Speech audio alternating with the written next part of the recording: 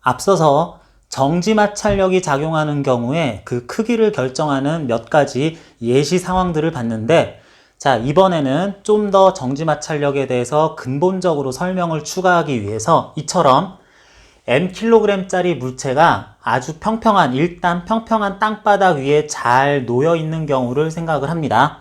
그랬을 때 이번에는 이 땅바닥 지면과 물체 사이에 마찰력이 작용할 수도 있다라고 생각을 하고, 이런 물체에 어떤 힘이 작용하는지 먼저 분석을 해보면, 물체가 중력을 mgN, 중력과 속도 g는 10 또는 9.8 나중에 쓰게 될 거고요. 아래쪽으로 힘을 받고 지면과 접촉이 되어 있으니까 그 접촉에 의한 수직항력을 물체가 위로 적당히 nN 받을 것입니다. 위아래로 작용할 힘은 이 두 가지밖에 없을 거기 때문에 물체가 특별히 상하 운동, 상하 가속 운동을 하지 않는다면 두 힘에 의한 효과는 없어야 될 것이며, 그러기 위한 수직력의 크기, 수직항력의 크기가 mgN으로 결정이 되면서 둘이 상쇄가 될 거예요.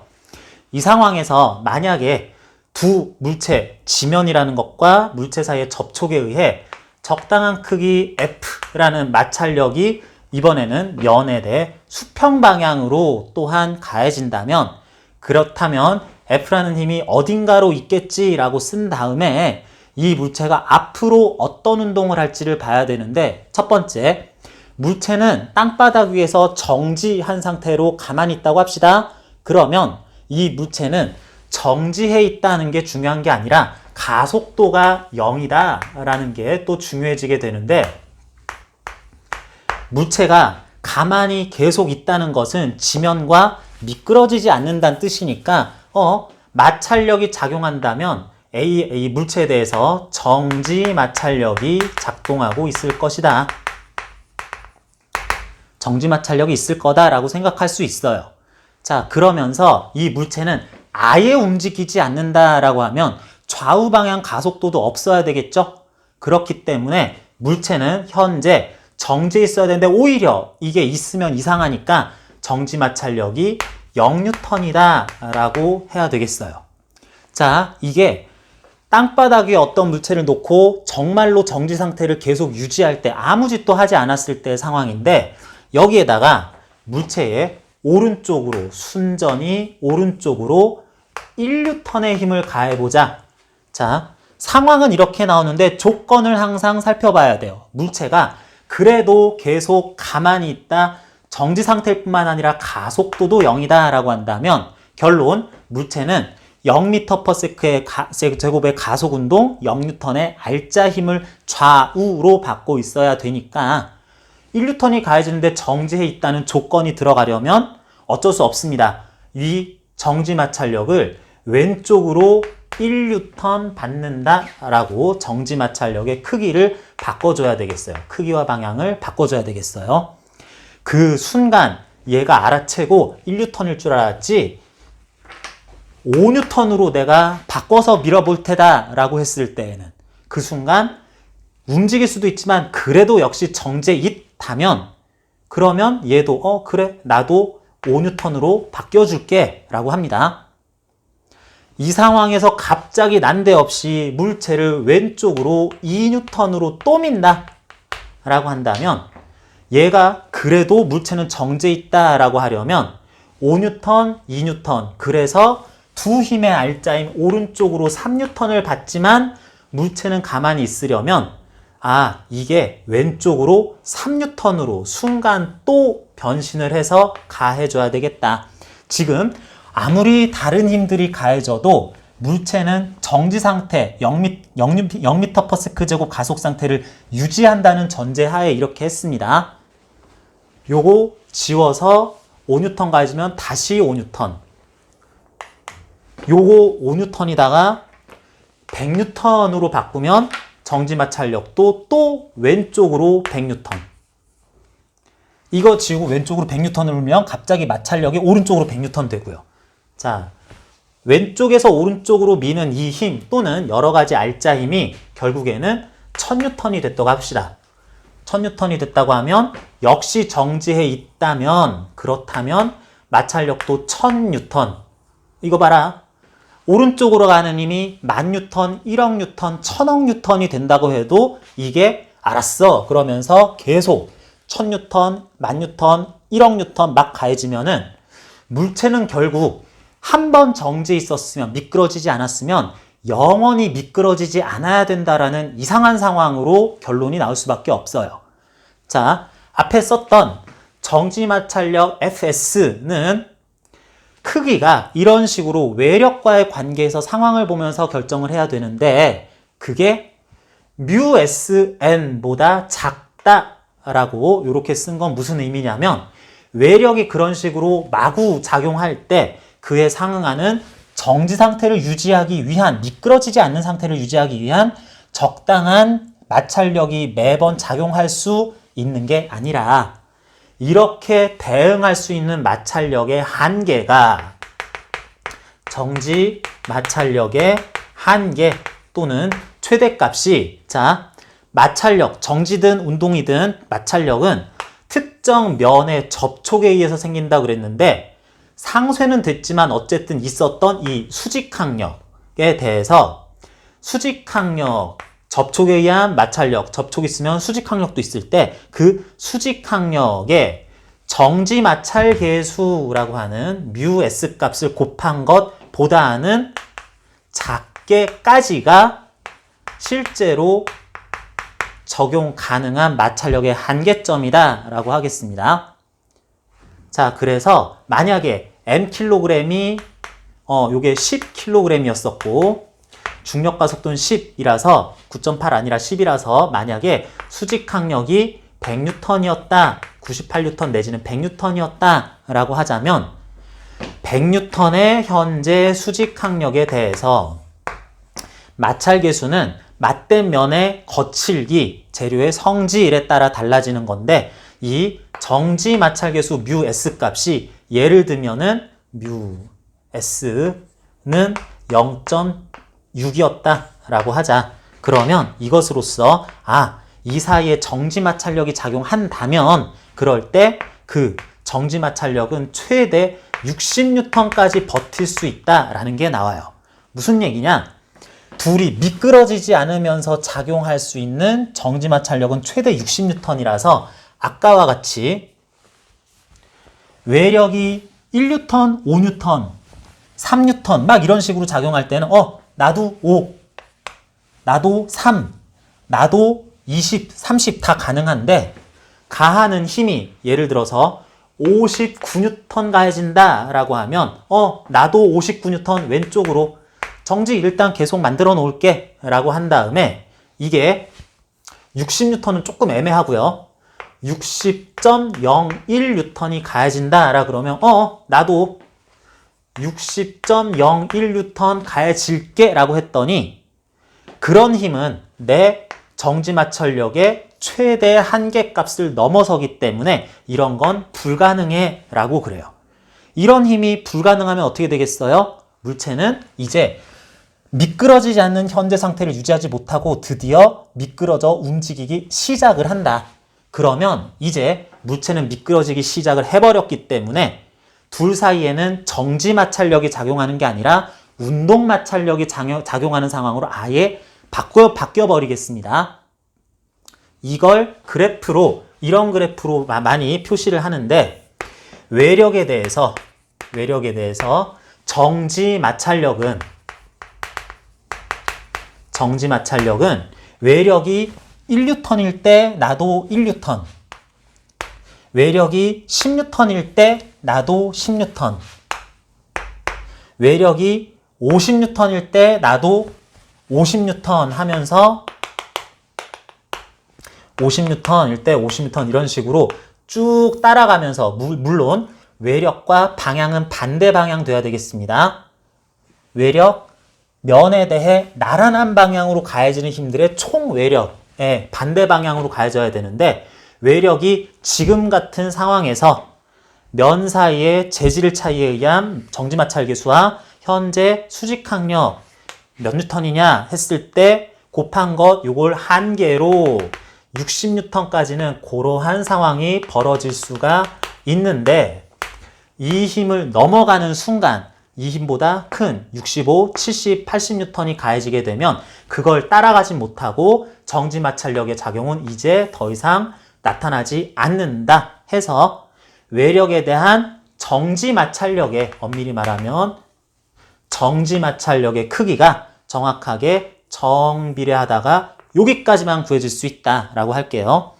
여러분 책에 보면은 책에 한글판 기준 143쪽에 하단부에 시간에 대한 쓸림 힘, 마찰력의 크기라고 그랬는데 이게 시간에 대한 표시를 하면은 좀 정확하게 설명하는 게 아닌 게 됩니다. 이거 상당히 마음에 안 들어요. 가로축을 외력, 지면, 수평, 나란한 방향으로의 외력의 크기라고 한 다음에 정지 마찰력이 여전히 작용하고 있을 때, 서로 간에 미끄러지지 않고 있을 때는 이와 같이 그려진다 라고 하는 것이 정지 마찰력 관련 그래프를 설명하는 방식입니다. 운동 마찰력의 작용에 대해서 알아봅니다. 운동 마찰력은 오히려 정지 마찰력보다 다루기가 좀 더 쉬울 수 있어요. 자, 먼저 운동 마찰력의 작용 조건은 일반적인 마찰력의 작용 조건, 서로 다른 두 물체가 면을 맞대고 있다. 그래서 둘 사이에는 현재 접촉하고 있는 면에 대해 나는 이쪽으로, 나는 이쪽으로 수직항력을 각자 받고 있다. 이럴 접촉이 일어났을 때 기본적으로 마찰력은 작용할 수 있고, 물체가 정지해 있다, 움직인다 자체가 중요한 게 아니라 물체들 사이에 서로 비벼지고 미끄러지고 있다 없다라는 것이 운동 마찰력, 정지 마찰력 어떤 것이 작용하느냐의 기준이라고 했습니다. 그러면 운동 마찰력은 그 크기나 방향이 어떻게 되느냐? 먼저 운동 마찰력의 크기는 FK라고 한 운동 마찰력의 크기는 이건 공식이 정해져 있어요. 굉장히 좋죠? 뮤 K 곱하기 N이라고 하는 공식으로 바로 구하면 됩니다. 그리고 이때 N 값은 두 물체가 접촉해야 되는 게 기본이니까 두 물체 사이에 가해지는 수직력, 수직항력의 크기이다 라고 하겠고, 뮤 K 요거는 운동 마찰 계수라고 하는데, 운동 마찰 계수 또는 정지 마찰 계수도 마찬가지일 건데요. 운동 마찰 또는 정지 마찰 계수는 면의 거칠기에 따라서 정해지는 값이다 하겠습니다. 마찰 계수가 작을수록 좀 더 마찰력이 작아지겠죠. 그런데 마찰 계수는 한 물체의 재질만 가지고는 설명할 수 없고요. 예를 들어서 종이면 위에 종이면을 놨다라 그러면, 종이로 된 물체를 놨다 그러면 얘들 사이에 마찰 계수는 매우 작을 거예요.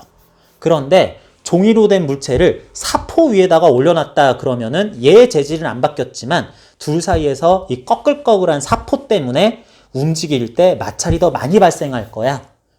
또 다른 물체를 나도 사포로 둘러싸놨다라고 하면 둘 사이에 엄청 안 미끄러지겠죠. 그럴 때는 두 물체 사이의 마찰 계수가 매우 클 것이다 라고 하면 돼요. 어쨌든 그런 재질에 의해서 어떤 마찰 계수든 다 결정이 되는데, 정지 마찰 계수가 크면 운동 마찰 계수도 더불어 커지는 이런 성향이 있는데, 마찰력 자체는 그러한 운동 마찰력의 크기는 운동 마찰 계수에다가 수직력, 수직항력의 크기를 곱해서 바로 구할 수가 있습니다. 예를 들면 Nkg짜리 질량을 가지는 물체가 땅바닥에 대해서 지금 미끄러져 움직이고 있다라고 하자. 자, 그럴 때는 물체가 받는 중력이 기본적으로 아래로 mg 있을 것이고, 아마 지면으로부터 받을 수직력, 수직항력이 n 있을 것이고, 그리고 물체가 받을 장력 같은 건 더 이상 없으니까 조금 더 생각해 보면 지면과 맞닿아 있기 때문에 물체가 받을 면으로부터 지면으로부터 받을 마찰력이 왼쪽, 오른쪽 또는 앞뒤로 있을 거예요. 자, 그런데 기정사실이 두 물체는 미끄러지고 있다. 땅바닥은 가만히 있고 물체만 움직인다고 하면 둘 사이에는 미끄러질 거니까 이때 작용할 수 있는 운동 마찰력은 오른쪽으로 또는 왼쪽으로 이런 식으로 적당한 크기로 운동 마찰력이 작용할 거다라고 일단은 하자. 그랬을 때 지금 지면은 가만히 있고 물체는 위아래로 움직이면 안 되니까 지금 수직 항력은 mg 크기를 가져야 되는 거고, 상대적으로 지면에 대해 물체가 오른쪽으로 미끄러지면 운동 마찰력의 방향은 내가 받을 그 힘의 방향은 상대적으로 미끄러지는 방향, 반대 방향이다 해서 지금은 운동 마찰력이 왼쪽으로 작용을 하겠어요. 그러면서 이 운동 마찰력의 크기는 얼마가 되겠느냐?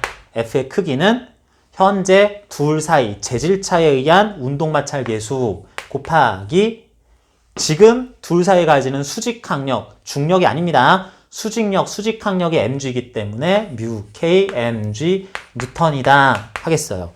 예를 들면 물체의 질량이 5kg이고 중력과 속도는 10이라면 중력 50N, 수직력도 50N 되면서 물체 사이의 재질차에 의한 운동 마찰 계수가 예를 들어 0.2이다 라고 하면은 0.2 곱하기 50 그냥 해주면 돼요.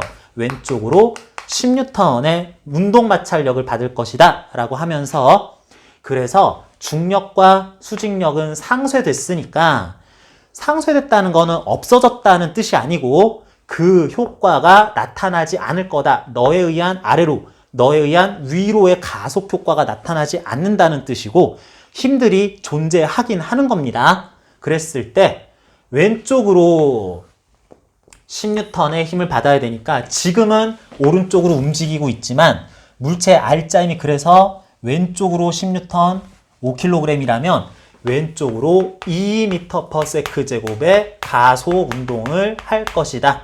점점 느려지면서 가다가 멈출 것이다 라고 해야 되겠습니다. 이게 운동 마찰력의 크기를 구하는 공식이자 방향을 따지는 방법이었어요.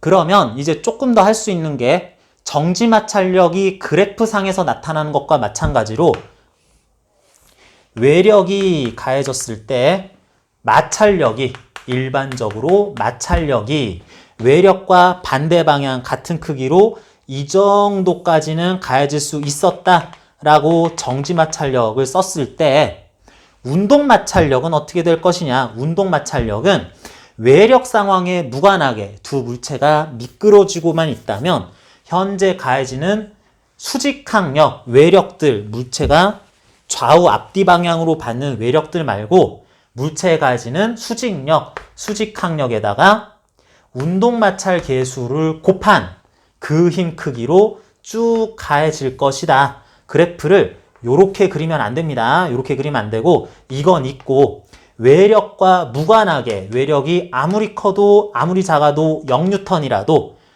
운동 마찰력은 미끄러지고만 있으면 딱 그 크기로 언제나 작용한다라고 해서 외력에 대한 마찰력 그래프 하면은 정지 마찰력은 이런 식으로 작용할 수 있고 이게 한계값이고 이게 뮤 SN 되겠네요. 정지 마찰 계수 곱하기 수직력. 그리고 만약에 정지 마찰력은 이제 작용하지 않고 미끄러져서 운동 마찰력이 작용할 상황으로 변했다라고 하면은 지금부터는 외력을 신경 쓰지 않고 이와 같은 마찰력이 늘 작용하겠다. 현재 미끄러지는 반대 방향으로 작용하겠다라고 한꺼번에 그래프에서 이렇게 나타낼 수 있을 겁니다. 여러분들이 교과서에 따라서 외력과 마찰력 간의 관계가 이런 식으로 나타난 그래프는 좀 봤을 텐데 제가 보기엔 이거는 그렇게 좋은 그래프는 아니고요. 외력에 대응하는 정지 마찰력은 이 정도까지가 한계 그만하고 외력과 무관하게 운동 마찰력은 이렇게 될 것이다 라고 나는 외력 또는 뭐 속력 자체, 가속도 자체하고는 상관없는 크기로 결정되어 있어 라고 이렇게 쓰겠습니다. 그랬을 때 이런 그래프를 시간에 대해서, 위치에 대해서 쓰는 건 좀 곤란하고 이와 같이 쓸 수가 있는데 이때 어떤 두 물체의 물질, 재질이 특정 재질이다. 사포와 종이다. 뭐 니켈과 금이다. 나무판과 나무로 된 물체와 흙바닥이다 라고 하면은 그 재질에 의해서 운동 마찰 계수와 정지 마찰 계수가 모두 결정이 되는데 정지 마찰 계수보다는 운동 마찰 계수가 작은 것이 일반적입니다. 작거나 미세한 차이 나서 같을 수도 있는데 이게 더 운동마찰 계수가 더 작은 게 일반적이다. 그러다 보니 정지마찰력 작용하는 상황, 외력에 대한 정지마찰력 그래프와 외력에 대한 운동마찰력 그래프를 같이 그리면 웬만하면 요렇게 하고 여기 거슬러서 요렇게 되는 모양으로 나오게 돼요. 정지마찰력하고 운동마찰력이 거의 차이가 없을 때는 요렇게까지는 될 수는 있는데 뭐 요건 잘 안 나오고요. 이런 식으로 그려지는 그래프의 의미가 이러하다라는 거. 운동마찰력은 요 정도로 설명을 한 다음에 문제를 통해 더 알아보는 것이 좋을 것 같아요.